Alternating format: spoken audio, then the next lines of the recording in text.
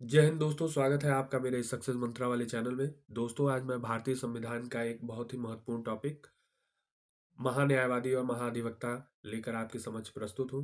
तो आइए शुरू करते हैं। महान्यायवादी और महाधिवक्ता के बारे में जानते हैं।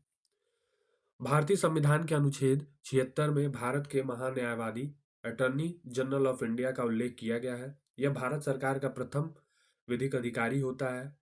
इसके कर्तव्यों में भारत सरकार को विधि संबंधी ऐसे विषयों पर सलाह देना और विधिक स्वरूप के ऐसे अन्य कार्यों का पालन करना शामिल है जो राष्ट्रपति समय समय पर निर्देशित करे या सौंपे।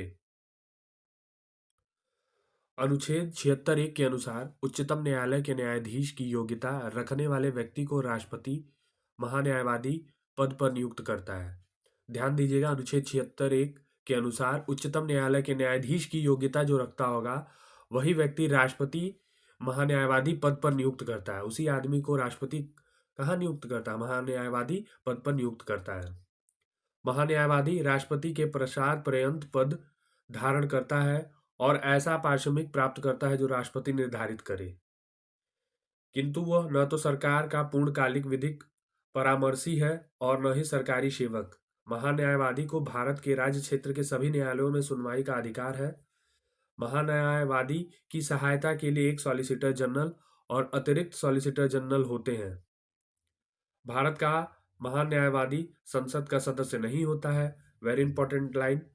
महान्यायवादी संसद का सदस्य नहीं होता है, लेकिन वह किसी भी सदन में या उसकी समिति की बैठक में बोल सकता है, किंतु उसे मत देने का अधिकार नहीं है। यह किस अनुच्छेद में है? अनुच्छेद 88 में। अनुच्छेद 105 के अनुसार अपने पद के आधार पर उसे संसद के सदस्यों के विशेषाधिकार प्राप्त है। अनुच्छेद 165 के तहत राज्य के महाअधिवक्ता एडवोकेट जनरल की व्यवस्था की गई है और राज्यों के लिए, जैसे भारत सरकार के लिए महान्यायवादी, वैसे ही राज्यों के लिए महाअधिवक्ता की व्यवस्था की गई है, जिसे एडवोकेट जनरल कहा गया है।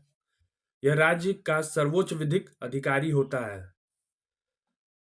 उच्च न्यायालयों के न्यायाधीश की योग्यता रखने वाले व्यक्ति को राज्यपाल राज्य का महाअधिवक्ता नियुक्त करता है। महाअधिवक्ता राज्यपाल के प्रसाद पर्यंत पद धारण करता है। महाअधिवक्ता को राज्य के किसी भी न्यायालय में सुनवाई का अधिकार प्राप्त होता है। महाअधिवक्ता विधानमंडल का सदस्य नहीं होता है, हुए भी उसकी कार्यवाही में भाग ले सकता है और उससे संबोधित कर सकता है, परंतु मत नहीं दे सकता है। महाधिवक्ता राज्यपाल द्वारा किए गए समस्त विधिक कार्यों का संपादन करता है। तो दोस्तों, ये रहा आज की टॉपिक का सार, जो कि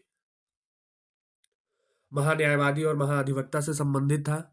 तो दोस्तों, अगर आपको यह टॉपिक अच्छा लगा हो तो आप मेरे चैनल सक्सेस मंत्रा वाले को लाइक करें, शेयर करें, सब्सक्राइब करें। जय हिंद दोस्तों।